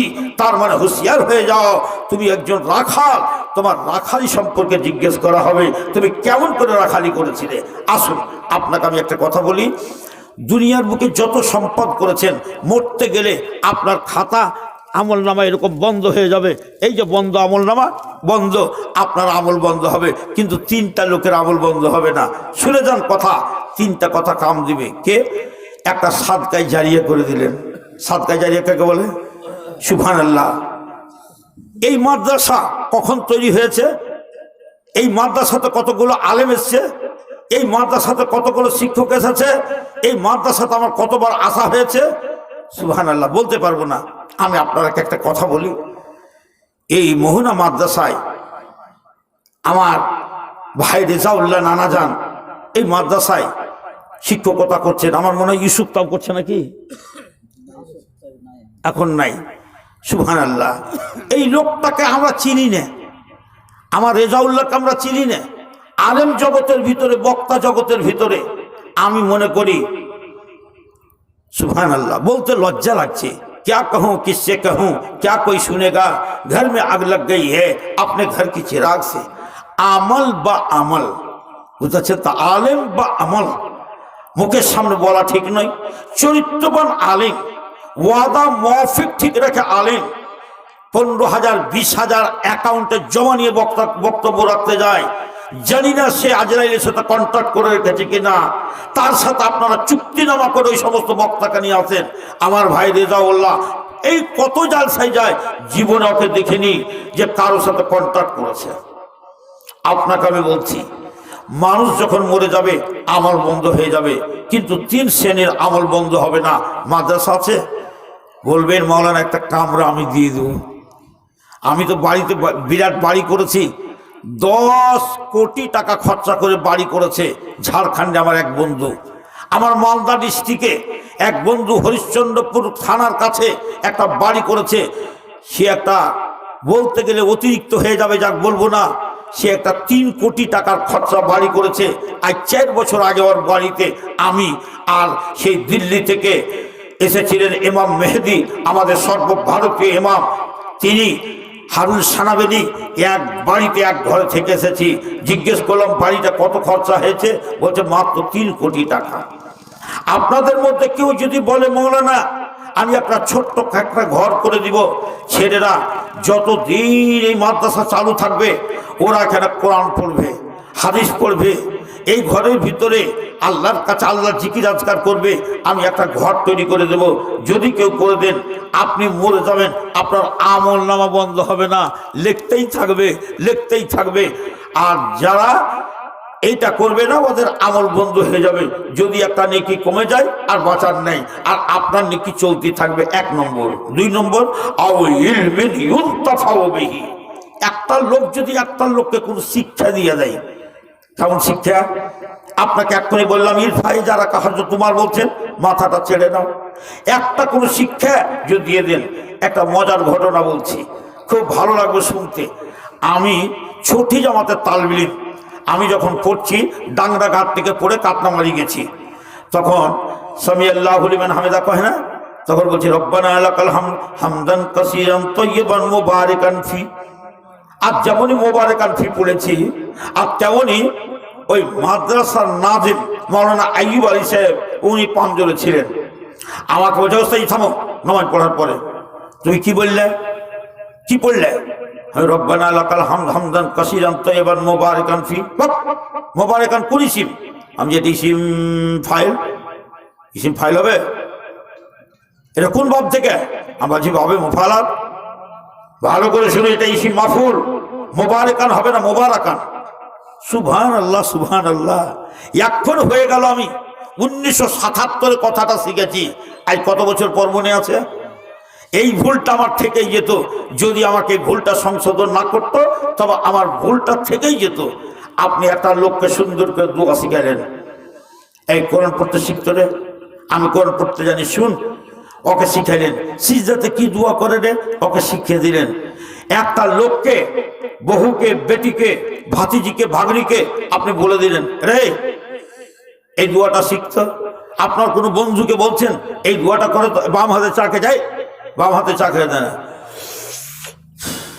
বিড়ি খেয়েছে দোকানে, আপনি বলছেন আরে বাম হাতে খাইতে হয় না, পান করতে হয় না, আরে কমসে কম এটা তো বলেন বাম হাতে খাইস না, তার মানে ফের বুঝিয়েন না ডাইন হাতে খাইতে গিয়ে গেছে বলো না। হ্যাঁ, একটা কথা বলে দিই, যারা মদ খায়, মদ আর বিড়ি, চুটি, সিগারেট এগুলা একটু পার্থক্য আছে। মদ যারা খায় ওরা কি হয়ে যায় জানেন? আদাবতার বাগজা তৈরি হয়ে যায়। সুদ্দান জিক্রিল্লাহ আনি সলাত, ওরা আল্লাহ জিকির করতে পারে না, নামাজ পড়তে পারে না ভালো। অনেক লোক বলে না বিড়ি চুটি খাই, এত তো ওইরকম হই না, কিন্তু আল্লাহ নবী বলছেন কুল্লু মুস্কিরিন হারামুন। একটা কথা আপনারাকে বলে যায়, এ কথাটা মনে রাখিয়েন, যেই লোকটা মদ খাই না, যেই লোকটা কোনো নেশা পান করে না, ওই লোকটাকে বলবার মতো ভাগ্যবান লোক নেই কেউ। ওই লোকটার মতো ভাগ্যবান লোক নেই যে বিনা নেশাতে সকাল থেকে সন্ধ্যা, সন্ধ্যা থেকে সকাল করে দিতে পারে। কিন্তু একটা কথা বলবো কি, যেই লোকটা নেশা আছে কিন্তু চেষ্টা করছে নেশাকে আমি ত্যাগ করব, যদি ত্যাগ করে দিতে পারে, দুনিয়াতে যত বাহাদুর আছে ওর মতো বাহাদুর কেউ নেই। বুঝতেছেন? আমি বলবো দুনিয়াতে সব থেকে পণ্ডিত কোন লোকটা, যেই লোকটা 10 কোটি টাকা দিয়ে একটা বাড়ি তৈরি করলো, সেই লোকটা পণ্ডিত নয়। 1 লাখ টাকা দিয়ে বা 50,000 টাকা দিয়ে একটা কোনো মাদ্রাসার কামরা তৈরি করে দিল, ওই লোকটা বড় চালাক, ওই লোকটা বড় চালাক। ওর মরার পরে যতদিন পর্যন্ত বিল্ডিংটা থাকবে ওর নেকি বহিতে থাকবে। 2 নম্বর, একটা লোককে আপনি একটা দোয়া শিখিয়ে দিলেন, একটা লোককে আপনি কোরআন পড়তে শিখিয়ে দিলেন, আপনার মতো আপনার নেকি বন্ধ হবে না। ওই লোকটা যতদিন যত লোককে বলবে আপনার নেকি চলতে থাকবে। 3 নম্বর, ভালো করে কথাটা শুনেন, ওয়ালাদিন সালেহিন। ওয়ালাদ কথাটার মানে হলো, এটা কমন জেন্ডার, বেটা বেটি দুটাকে বলে ওয়ালাদ। যদি কোনো একটা বেটা বা বেটিকে আপনি কোরআন শিখিয়ে যেতে পারেন, আমি আপনাকে একটা কথা বলবো, দুঃখ করবেন না, সব থেকে জ্ঞানী ওই লোকটা, যেই লোকটা নিজের স্ত্রীকে উজু করতে দেখলে ওর মনে খুব খুশি লাগে, স্ত্রীকে কোরআন পড়তে দেখলে খুশি লাগে, স্ত্রী যদি নামাজ পড়ে ওকে দেখে খুব ভালো লাগে, আমার স্ত্রী কোরআন পড়তে জানে। হ্যাঁ, আপনার সব থেকে বলবো, আপনি সব থেকে সৌভাগ্যশালী হবেন যখন আপনি নেশাবিহীন থাকবেন। আপনি সব থেকে বাহাদুর হবেন যখন নেশাকে ত্যাগ করতে পারবেন। আপনি সব থেকে ওই সময় এ ক্লাসের ব্যক্তি বলে গণনা হবেন যখন আপনার ছেলেকে ফজরের সময় দেখবেন যে আযান দিচ্ছে, ওযু করছে, নামাজের পর কোরআন তেলাওয়াত করছে। আপনার ছেলে মেয়েকে যদি দেখতে চান, আপনার মতো ভাগ্যবান আর কেউ নেই। আবার আপনাকে বলছি, আপনার মরার আগে আপনি আপনার ছেলেকে মেয়েকে আপনি 3টা কাজ করে দেন। 1 নম্বর, একটা ভালো নাম রাখেন, পারলে আকিকা করবেন, না পারলে না করবেন, জরুরি নয়। ছেলেটাকে চিনিয়ে দিবেন একটা জাতের সাথে, তার নাম আল্লাহ। আল্লাহকে আপনার ছেলে যেন চিনতে পারে, আপনার মেয়ে যেন চিনতে পারে, চিনিয়ে দিবেন। 3 নম্বর, আপনার ছেলের হাত খান ধরে আপনি বলবেন, বেটা রাস্তা ভুলিও না, এটা হলো আল্লাহর ঘর, মসজিদ। 3টা কাজ যদি আপনার ছেলেকে করে দেন, আপনি জীবনে কামিয়াব হয়ে যাবেন। আপনাকে আমি বলছি, শুনুন, ওয়ালাদিন সালিহিন, একটা যদি ভালো বেটি রেখে যান। ভালো বেটি মানে কি?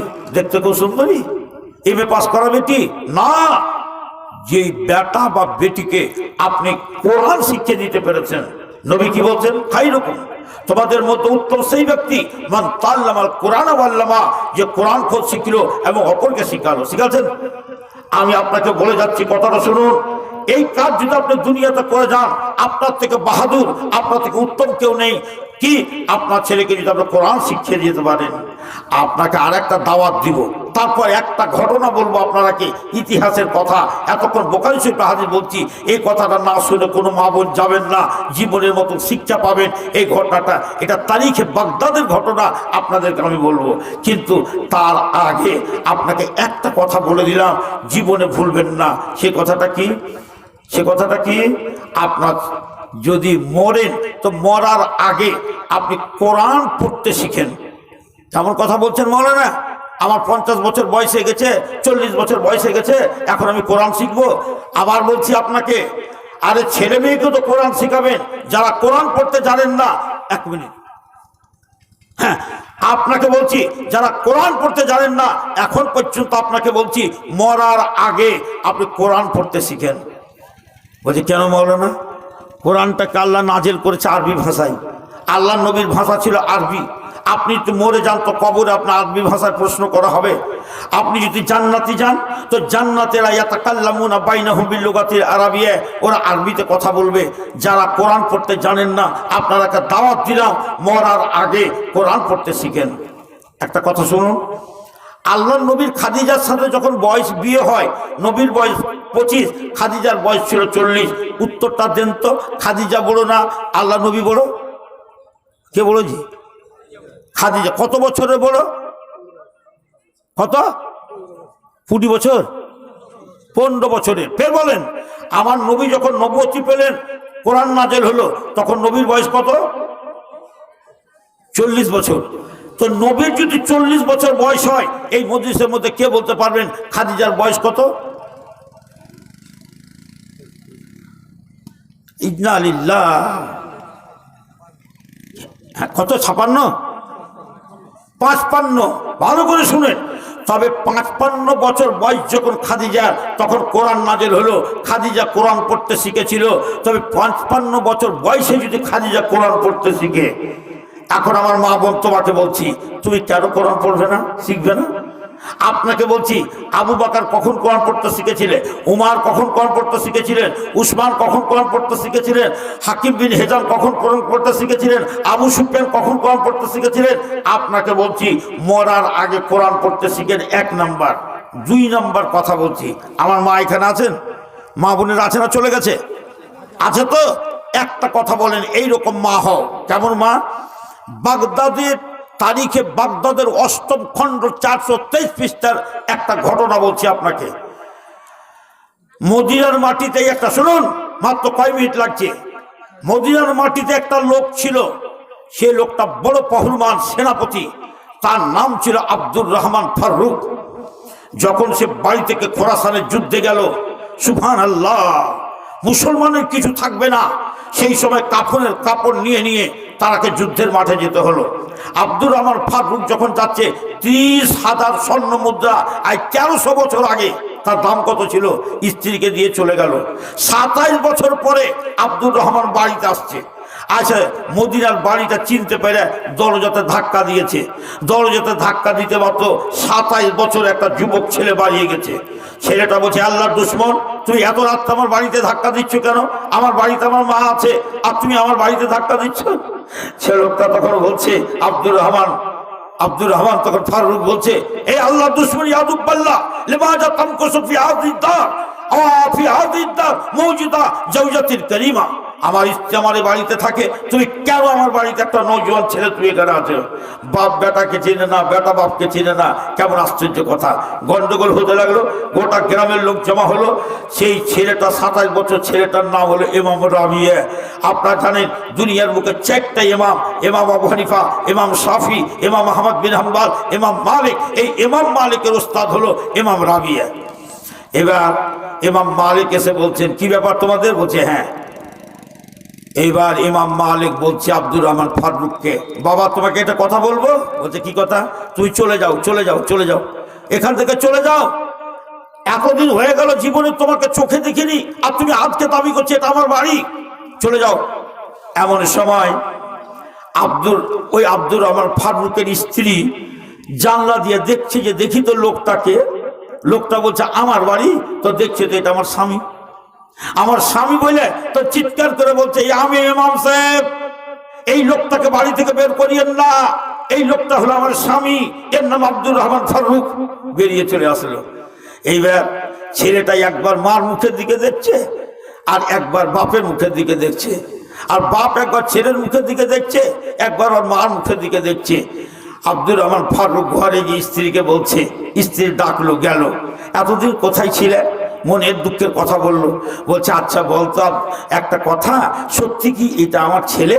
বলছে হ্যাঁ, তুমি যখন আমার বাড়ি থেকে যাও আমি গর্ভবতী ছিলাম। আচ্ছা তোমার কাছে আমি 30,000 স্বর্ণ মুদ্রা দিয়েছিলাম, টাকাটি কি করেছো? বলছে মাটিতে পুঁতে চেয়েছি। তোমার ছেলে চলে গেছে নমাজ পড়তে, তুমি তাড়াতাড়ি আগে নমাজ পড়ে এসো। চলে গেল নমাজ পড়তে, ফজর হয়ে গেছে কাজিয়া করতে করতে। এইবার নমাজ পড়ে দেখছে ইমাম রাবিয়া পড়াইতে বসেছেন, ইমাম মালিকের মতো, ইমাম আফসাইর মতো বড় বড় মুহাদ্দিস ইমাম সাহেবের সামনে পড়াচ্ছেন। আমার মাওলানা রেজাউল্লাহ যখন কোরআনের তর্জমা করায় মাদ্রাসায়, মাওলানারা যখন হাদিস পড়ায় তখন দেখতে আসবেন ছেলেরা কেমন হয়ে বসে থাকে। গোটা মদিনার মসজিদ টকবক টকবক করছে, আর ইমাম রাবিয়া করেছে মাথায় পাগড়ি বেঁধে দাস দিচ্ছেন। এবার আব্দুর রহমান ফারুক নামাজ পড়ার পরে ছাত্রগুলোকে জিজ্ঞেস করছে, বাবা রে এই লোকটা কে? মানে হাজার শেখ একটু বলে দিবেন? বলছে এই লোকটা আপনি চিনতে পারবেন না, এই লোকটা কে? আমাদের দেশে একজন শ্রদ্ধা ছিলেন, তার নাম আব্দুর রহমান ফারুক। ওই আব্দুর রহমান ফারুক আজ 27 বছর আগে এই বাড়ি থেকে চলে গেছেন খোরাসানের যুদ্ধতে। কোথায় মরেছেন না বেঁচে আছেন জানি না, তারই সুপুত্র হলো এই ইমাম রাবিয়া। মুচকি মুচকি হাসতে হাসতে বাড়ি চলে এলো। স্ত্রীকে বলছে, ও সহগিনী একবার এসো, তোমাকে বুকে নিয়ে একবার আদর করি। বলছে কেন গো? বলছে আচ্ছা তুমি তৈরি করেছো একটা সন্তান, যেই সন্তান এই মদিনার মসজিদের ভিতরে এত লোককে বুখারী হাদিসের দাস দিচ্ছে, আল্লাহর নবীর দাস, কোরআনের দাস দিচ্ছে, দেখে আমার কলেজা টকবক করে ফুটছে খুশিতে। এবার স্ত্রী বলছে, স্বামী একটা কথা বলবো আপনাকে। বলছে কি? 30,000 স্বর্ণ মুদ্রা আপনার কাছে বেশি আহাব্য এলেই কে না এই ছেলেটা? বলছে পাগল নাকি তুমি? 30,000 কোটি টাকাও যদি আমি পেতাম এতখানি খুশি হতাম না, আমার ছেলের পিছনে যা খুশি হয়েছি। আল্লাহ নবী একদিন জিজ্ঞেস করছেন, ও আমার সাহাবীরা বলো তো কোন গাছের পাতা ঝরে না? কেউ বলতে পারে না। তখন সাহাবীরা বলছেন, হাদ্দে শুনি ইয়া রাসূলুল্লাহ, আপনি বলে দেন তো কোন গাছের পাতা ঝরে না? তখন আল্লাহ নবী বলছেন খেজুরের গাছের। সভা ভেঙে গেল। উমারের বেটা আব্দুল্লাহ তখন বলছে, আব্বা। বলছে কি? আমি বলতে পারতাম তো কেন বলনি? আমি লজ্জাতে বলিনি যে বড় বড় মানুষ আপনারা আছেন, বলবেন না, আমি কেমন করে বলবো? বলছে বেটা যদি বলে দিতে একটা লাল উট আমার বাড়িতে থাকলে যতখানি খুশি না হতাম তার থেকে আমি বেশি খুশি হতাম যদি তুমি বলে দিতে। বুঝতে পারা গেল ছেলে মেয়ে যদি পরীক্ষার ভালো ফল করে তবে মা বাপের একটা খুশি হয়। আপনাকে বলছি, আপনার মরার পরে আপনি এক্ষুনি বললাম 4টা ছেলে গ্রাজুয়েট, 4টাই ছেলে মাস্টার, 4 ব্যাগ মিষ্টি এনেছে, বাপকে খাওয়ালো, বাপ মরে গেল, পানি গরম করে গোসল দিতেও জানে না, কাফনাইতেও জানে না, জানাজার নামাজ পড়তে জানে না, বাপকে কবরে রেখেছে কি বলতে হয় তা জানে না। আপনার একটা ছেলে মেয়ে যদি কোরআন পড়তে জানে, যদি 3টা দোয়া করে, 3টা দোয়া, আপনি আপনার ছেলে মেয়েকে ব্যারিস্টার করেন, আপনার ছেলে মেয়েকে ব্যারিস্টার করেন, 3টা দোয়া শিখিয়ে দেন। কি? রব্বের হামহুমা কামা রব্বায়ানি সগীরা, আল্লাহুম্মা গফিরলি ওয়ালি ওয়ালিদাইয়া, রব্বানা গফিরলি ওয়ালি ওয়ালিদাইয়া, রব্বে ইন্নী আল্লাহ রব্বে আউযিনি আন আশকুরা নি'মাতাকা আল্লাতী আন'আমতা আলাইয়া ওয়া আলা ওয়ালিদাইয়া ওয়া আন আমালা সালিহান তারদাহু ওয়া আসলিহ লি ফি যুররিয়াতি ওয়া ইন্নী তুবতু ইলাইকা ওয়া ইন্নী মিনাল মুসলিমিন। এই দুয়াটি আপনার ছেলে মেয়েকে যে শিক্ষা দিয়ে যান, আপনি মরার পরে কবরে থাকবেন, বাস কুইন্টালকে কুইন্টাল আপনার খাবার কবরে পৌঁছে যাবে, আর আপনাকে চিন্তা করতে হবে না। সেই ছেলে মেয়ের দোয়া আল্লাহ কবুল করবে, আপনার আযাব বন্ধ হয়ে যাবে। আর ওয়ালাদিন সালিহিন, আমি বলবো এই মজলিসের ভিতরে আমার কোনো মা যদি ইমাম আব্দুর রহমান ফারুকের স্ত্রীর মতো কোনো স্ত্রী যদি এখানে থাকে, ইমাম রাবিয়ার মতো যদি কোনো মেয়ে, তার মার মতো কোনো মেয়ে থাকে, মা তোমার ছেলেকে তুমি সব সময় আরমান করো, আল্লাহ তুমি আমার ছেলেকে কি করো, আমার মেয়েকে কি করো, কোরআনের শিক্ষা দাও। এবার আমি কাগজখান হাতে নিয়ে আপনাকে একটা কথা বলবো, কথাটা ভালো করে শুনেন। এই মজলিসের ভিতরে একটা ভালো ছেলে যদি পেতে চান, আমার কোনো মা কোনো বোন, তোমার যদি শুনে নাও, তোমার যদি বিয়ে না হয়ে থাকে, এই মজলিসের মধ্যে ছেলেরাকে বলছি, কারো যদি বিয়ে না হয়ে থাকে, কিংবা বিয়ে হয়েছে স্ত্রীটা টেढ़া, বিয়ে হয়েছে স্বামীটা টেढ़া, একটা দুয়া রায় 3টার সময় আল্লাহর কাছে করবেন কি, রব্বানা হাবলানা মিন আজওয়াজিনা ওয়া যুররিয়াতিনা কুররাতা আয়ুনিন ওয়াজআলনা লিল মুত্তাকিনা ইমামা। আমার মায়েরা এই দুয়াটা আল্লাহর কাছে করবে। দুয়াটার মানে, আল্লাহ তুমি এমন একটা স্বামী আমাকে দান করো, যেন স্বামীকে দেখলে কপাল জুড়িয়ে যায়, মন জুড়িয়ে যায়, এমন ছেলে মেয়ে দাও দিল যেন জুড়িয়ে দেয়। 3টা কথা বললাম। এবার আপনারাকে আমি একটা ছোট্ট করে কথা বলবো, কথাটা আপনারা খবরদার, আপনারা আমার অমান্য করবেন না। 2টা কথা বলে আপনাদের কাছ থেকে চলে যাব। 1 নম্বর কথা, সে কথাটা কি ভাইজান, আশ্রয় মুবাশশারা, তার মানে বুঝেন? 10টা লোককে আল্লাহ নবী শুভ সংবাদ দিয়েছিলেন। আমার বাবার ক্ষমতা আছে, আমি জান্নাতে শুভ সংবাদ দিতে পারবো, কিন্তু আল উলামা ওয়ারাসাতুল আম্বিয়া, আল্লাহ নবী বলেছেন শেষ রজনীতে 12টার পরে আল্লাহর কাছে দোয়া কবুল হয়।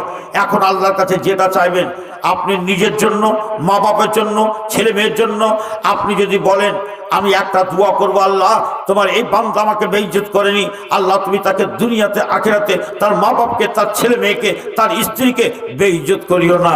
আল্লাহ সারা বিশ্ব জাহান থেকে করুণাকে দূর করো, সারা বিশ্ব জাহানের মানুষকে তুমি শান্তি দাও। আমরা হিন্দু মুসলমান জৈন খ্রিস্টান যেমন এক অপরের সাথে মিলে থেকেছি, সেইভাবে আমাদের ভারতবর্ষে থাকার মতো শান্তি মাহল পয়দা করে দাও। একটা আল্লাহর বান্দাকে উঠে চলে যাবেন না, না পারলেও একটা দুয়া দিয়ে যাবেন, আল্লাহ আমিন বলে যাবেন। আল্লাহর একটা বান্দা হবেন এখানে। আমি আপনাদের 10খানা বান্দা দেখতে চাই।